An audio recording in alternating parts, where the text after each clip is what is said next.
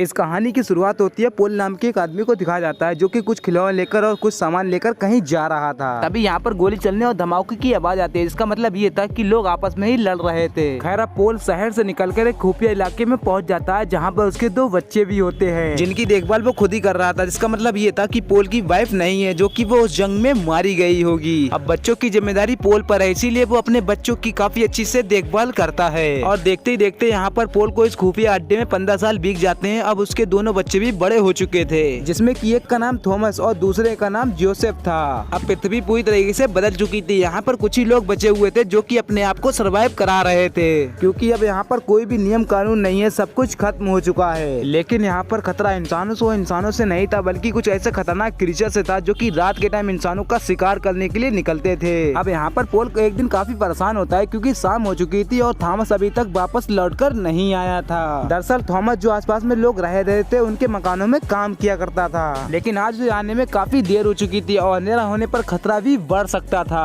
तभी पोल देखता है कि सामने की तरफ से थॉमस दौड़ता हुआ आ रहा है। पोल इस पर गुस्सा करते हुए कहता है कि तुमने बहुत ही बड़ी गलती कर दी, आइंदा ऐसा मत करना। अब घर के अंदर चलो जल्दी। घर के अंदर आते ही ये सभी दरवाजे अच्छे से सील कर देते हैं। खैर अब ये तीनों रात में बैठकर डिनर भी करते हैं और खाना खाने के बाद ये तीनों एक कमरे में बैठे होते हैं और जोसेफ अकेला ही शतरंज खेल रहा होता है। तभी उसे अचानक से बाहर से दरवाजा पीटने की आवाज आती है, जिससे कि उन्हें लग रहा था कि कोई दरवाजे को खोल रहा है। पोल और थॉमस दरवाजे को जोर से पकड़ लेते हैं ताकि दरवाजे को कोई खोल ना सके। ऐसा 3 बार होने से सब कुछ शांत हो जाता है, लेकिन जोसेफ जहाँ पर बैठा था वो वहीं पर बैठा रहता है। पोल जोसेफ से कहता है कि तुमने हमारी मदद क्यों नहीं की। इस पर वो कहता है कि दरवाजा बहुत ही अच्छी तरीके से बनता हो, उसे कोई भी खोल नहीं सकता था। मैंने सुना जब दरवाजा पीटा गया तो हमें सिर्फ डराने के लिए पीटा गया, और दूसरी बार दरवाजे को तोड़ने की कोशिश की लेकिन उससे नहीं हो सका। तीसरी बार दरवाजे को गुस्से से मारा और उनसे दरवाजा नहीं खुला। दरअसल ये वही क्रीचर होते हैं जो कि रात के समय निकलते थे और अपने शिकार को पकड़ लेते थे, क्योंकि दिन के समय में इन्हें रोशनी बर्दाश्त नहीं होती थी। अब इसीलिए पोल सुबह में जाकर के दरवाजे को चेक करता है तो वहाँ पर बड़े बड़े पंजों के निशान भी मौजूद थे और उनमें कीड़े थे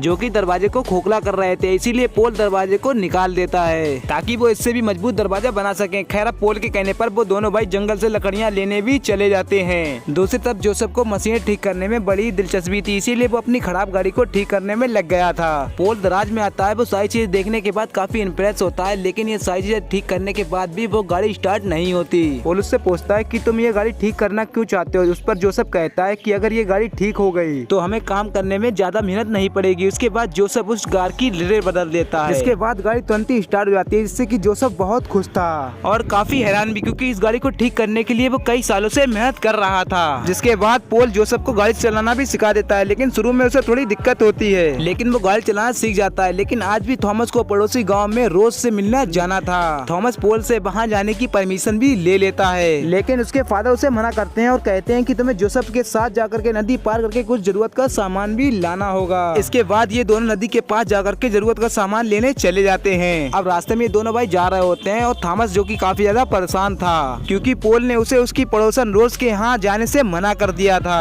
और मुझे तुम्हारे साथ सामान लाने के लिए भेज दिया। थॉमस जोसेफ से कहता है कि अगर तुम्हें गाड़ी चलाने से अच्छे से आती तो पिताजी मुझे तुम्हारे साथ आने नहीं देते, इसी बीच मैं रोज से ही मिलने के लिए चला जाता। जोसेफ कहता है कि अगर ऐसा है तो ठीक है, तो तुम जाओ, मुझे तुम्हारी कोई जरूरत नहीं है। अब थॉमस बीच रास्ते में उतर करके रोज के यहाँ जाने लगता है, लेकिन यहाँ पर ये डील करते हैं कि घर आने वक्त हम वापस से अपनी गाड़ी पर जाएंगे। जोसेफ अकेले ही नदी की तरफ जा रहा होता है। वहाँ पर हम थॉमस को देखते हैं जो कि रोज की तरफ जा रहा होता है। वहाँ पर एक छोटी सी सिक्योरिटी होती है, जहाँ पर इंटेंस के लिए एक सिक्योरिटी गार्ड हमेशा के लिए गन तान कर वहाँ पर पहरा देता है। थॉमस यहाँ पर हमेशा जो कि आता रहता था, इसीलिए सिक्योरिटी गार्ड उसे अंदर आने से नहीं रोकते थे। लेकिन दरअसल यहाँ पर हकीकत तो ये थी कि थॉमस को यहाँ पर काम करने में ज्यादा दिलचस्पी नहीं थी, बल्कि यहाँ पर वो रोज की बेटी स्कॉटलैंड से मिलने के लिए आता था। ये दोनों एक दूसरे को काफी पसंद किया करते थे। स्कॉटलैंड थॉमस को एक पेड़ के पास ले आती है और वो अपने बचपन की बात बताती है और कहती है कि जब मैं छोटी थी तो मुझे इस पेड़ तक आने की इजाजत मिलती थी और इसके आगे जाने से मुझे मना था, लेकिन वो चाहती थी कि जल्दी इस दुनिया से ये कीचड़ खत्म हो और दुनिया पहले जैसी हो जाए ताकि ये पूरी दुनिया में घूम सके। फिर ये दोनों मिलकर के जब दुनिया के अंत की बातें करते हैं तो हमें यहाँ पर ये पता चलता है कि जब दुनिया की तबाही हुई थी वो छोटे कीड़ों से हुई थी, जिसके बाद इंसान संक्रमित हुए और बड़े बड़े कीचड़ भी आए। वो इंसानों का खात्मा करने लगे और धीरे धीरे इंसानों की तादाद घटती चली गई। फिल्म में ये साफ साफ नहीं बताया गया है कि आखिर ये कीचर्स आए कहाँ से, लेकिन पृथ्वी पर पोल्यूशन काफी ज्यादा बढ़ गया था और इसी वजह से शायद इन कीचड़ का पृथ्वी पर जन्म हुआ। वहीं दूसरी तरफ जोसेफ को दिखाया जाता है जो कि नदी के किनारे पहुंच गया था। वो एक पुराने बोट के पास चला जाता है। यहाँ पर कुछ कीड़े उसके ऊपर हमला कर देते हैं, जिस वजह से उसे यहाँ से निकलना पड़ता है। और शाम भी होने वाली थी, इस वजह से जोसेफ वहाँ से घर आने लगता है। अब डेली के मुताबिक रास्ते में आकर के जोसेफ थॉमस का इंतजार करता है, लेकिन काफी देर इंतजार करने के बाद भी जब वो नहीं आता तो जोसेफ को लगता है कि शायद वो घर चला गया होगा, इसीलिए वो अकेला घर चला आता है। जोसेफ को अकेला देखते ही पोल को फिक्र होने लगती है और जोसेफ भी ये देखकर घबरा जाता है कि थॉमस अभी तक घर नहीं आया, इसीलिए वो पोल को सब कुछ सच सच बता देता है कि थॉमस भी इस रास्ते से ही रोज से मिलने के लिए चला गया था। वहीं थॉमस जल्दी से घर भागकर आ रहा होता है, लेकिन उसका पैर फिसल जाता है और वो गड्ढे में गिर जाता है और वहीं पर वो बेहोश हो जाता है। इधर पोल जोसेफ को घर पर रहने के लिए कह करके थॉमस को ढूंढने के लिए चला जाता है। अब अंधेरा होने के बाद थॉमस को होश आता है, लेकिन उस गड्ढे से निकलना थॉमस के लिए नामुमकिन था। जंगल में आकर के पोल उसे आवाज लगाता है तो थॉमस कहता है कि मैं यहाँ पर नीचे हूँ, हम यहाँ पर घर आ रहे थे और पैर फिसलने की वजह से मैं गड्ढे में गिर गया। खैर यहाँ पर अब पोल भी गड्ढे में नीचे गिर जाता है, लेकिन यहाँ से जाना नामुमकिन हो गया था। अब इसीलिए इन दोनों को यहाँ पर रुकना होगा। वहीं दूसरी तरफ जोसेफ भी घर पर था, इसीलिए उसने अपने दरवाजे को ठीक से बंद नहीं किया था, तो इसीलिए वो सो रहा होता है। तो एक जानवर दरवाजे के अंदर हाथ डालकर उसे मारने की कोशिश कर रहा होता है, लेकिन बड़ा हाथ होने के बावजूद भी वो उस तक हाथ नहीं पहुंचा सकता और वो बड़ी शांति से उस दरवाजे के अंदर भी आ जाता है। और अब अंदर आने के बाद जैसे ही वो जोसेफ को मारने वाला होता है तो वो उसे एक रस्सी से खींचकर ट्रैप में फंसा देता है। दरअसल उसने एक कीचड़ को पकड़ने का ट्रैप बनाया था, इसीलिए वो सोने का नाटक कर रहा था। दरअसल जोसेफ उसे पकड़कर उसके बारे में कुछ जानना चाहता था, लेकिन पिता के रहने वक्त उनसे ये काम नहीं कर पाया था, इसीलिए जब पिता उसके बाहर चले गए थे तो उसने ये काम बड़ी आसानी से कर लिया। थॉमस और पॉल सुबह होने का गुफा में ही इंतजार कर रहे थे, लेकिन उन्हें पता चलता है कि वो अकेले नहीं है, बल्कि ये जगह पूरी कीचड़ से भरी हुई है, जो कि उनके बाहर जाने के रास्ते को अंदर से बंद कर रहे थे। पॉल के पास एक डायनामाइट होता है, इसीलिए वो अपने बेटों को खुद से दूर करके डायनामाइट ब्लास्ट कर देता है, जिससे कि वो कीचड़ तो मार जाते हैं, लेकिन इनके साथ साथ पॉल भी काफी ज्यादा जख्मी हो जाता है। सुबह होने पर थॉमस अपने फादर को गुफा से बाहर निकालता है और सुबह होने पर जोसेफ भी गाड़ी लेकर के उन्हें ढूंढने के लिए वहाँ निकल जाता है। अपने पिता की हालत को देखकर जोसेफ को काफी ज्यादा दुख होता है, इसीलिए वो उन्हें अपनी गाड़ी में बैठाकर अपने घर ले आता है। लेकिन इनके फादर को ठीक करने के लिए कोई भी दवाइयाँ नहीं थी, इसीलिए ये लोग समझ नहीं कर पा रहे थे कि अपने फादर को ठीक कैसे किया जाए। वहीं दूसरी तरफ थॉमस की नजर एक पिंजरे पे चली आती है, जिसमें कि जोसेफ ने कल रात उस कीचड़ को पकड़ लिया था। कीचड़ को देखकर थॉमस हैरान होकर पूछता है कि तुमने आखिर से कैसे पकड़ा। वो कहता है कि मैंने एक जाल बिछाया था जिसमें कि चारा मैं खुद बना था। थॉमस कहता है कि मैंने उस गुफा में बहुत सारे कीचड़ को मारा था और उसे भी मैं मार सकता हूँ, क्योंकि दिन के उजाले में ये जिंदा नहीं रह सकते, इसीलिए उसे कपड़े से ढककर रखा गया था। भाई के कहने पर जोसेफ उस कीचड़ को पिंजरे से बाहर निकाल लेता है। तो रोशनी से बचने के लिए कीचड़ किसी भी तरीके से बेड के पीछे छिपता है, लेकिन ये दोनों भाई उस कीचड़ को मिलकर मार देते हैं। अब इनके फादर की हालत काफी ज्यादा खराब हो चुकी थी, इसीलिए थॉमस जोसेफ को एक सलाह देता है कि हमें इन्हें रोज के पास ले जाना चाहिए, उसके पास दवाइयाँ जरूर होगी। इसीलिए ये लोग अपने फादर को लेकर के रोज के पास चले जाते हैं, लेकिन वो साफ साफ इन्हें यहाँ पर मना कर देते हैं कि ना ही यहाँ पर हम इन्हें रख सकते हैं और ना ही दवाइयाँ दे सकते हैं, पर वो थॉमस को यहाँ पर रहने की परमिशन दे देते हैं। दोनों भाई काफी नाराज हो जाते हैं और थॉमस वहीं पर रुक जाता है। जोसेफ अपने फादर को लेकर वापस अपने घर ले आता है। दूसरी तरफ स्कारलेट थॉमस को अपने रूम में ले जाती है, जहाँ पर ये दोनों आपस में किस करते हैं और उसके फादर ये सब देख लेते हैं और गुस्सा होते ही थॉमस को बाहर फेंक देते हैं। थॉमस किचन में आकर के दवाइयाँ ढूंढने लगता है, क्योंकि वो यहाँ पर सिर्फ दवाइयाँ ढूंढने के लिए आया था।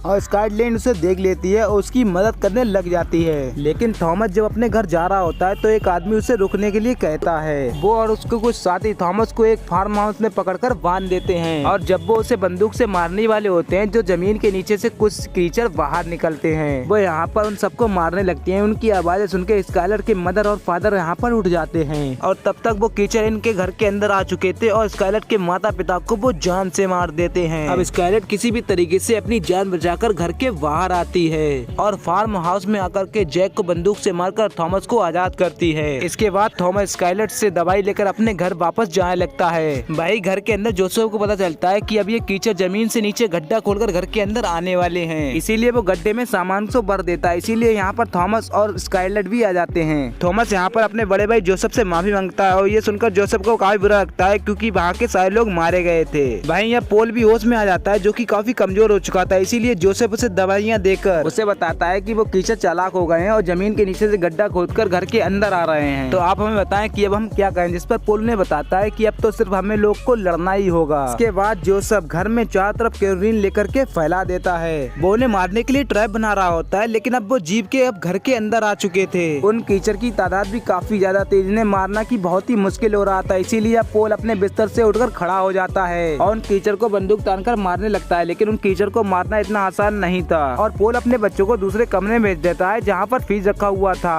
और उसके बाद वो फ्रिज बंद कर देता है। जोसेफ भी काफी उदास हो गया था कि पोल अपने बच्चों की जान बचाने के लिए खुद को सेक्रीफाइस करने वाला है। अब तीनों लोग के कमरे में जाने के बाद पोल एक बहुत ही भारी धमाका करता है जिससे कि सभी कीचड़ मारे जाएं। अब धमाके के बाद ये तीनों यहाँ से निकलकर भागने लगते हैं, लेकिन कीचड़ अभी भी जिंदा थे इसीलिए इनका पीछा करने लगते हैं। खैर अब इसके बाद ये तीनों एक गाड़ी में बैठकर यहाँ से भागने लगते हैं, लेकिन वो कीचड़ अभी भी इनके पीछे पड़े हुए थे। तभी स्कारलेट बंदूक से इनके ऊपर हमला कर देती है और उन्हें खत्म करके उनसे पीछा छुटा लेती है। खैर अब सुबह हो जाती है। खैर अब ये तीनों किसी सेफ जगह को ढूंढने के लिए यहाँ से निकल जाते हैं। तो इसी के साथ इस फिल्म का यहीं पे एंड हो जाता है। उम्मीद करता हूँ दोस्तों आपको हमारी ये वीडियो पसंद आई हो। अगर पसंद आई हो तो इस वीडियो को लाइक करके हमारे चैनल पे नए हैं तो चैनल को भी सब्सक्राइब कर लें और साथ ही साथ ये वीडियो अपने दोस्तों में शेयर करें ताकि हमें भी और भी ज्यादा खुशी मिले और जिससे कि आपके दोस्त हमारी वीडियो पर ज्यादा से ज्यादा कमेंट करें। और ऐसे ही और वीडियो देखने के लिए हमारे चैनल पे बने रहें। तो मिलते हैं नेक्स्ट वीडियो में, तब तक के लिए थैंक यू फॉर वॉचिंग।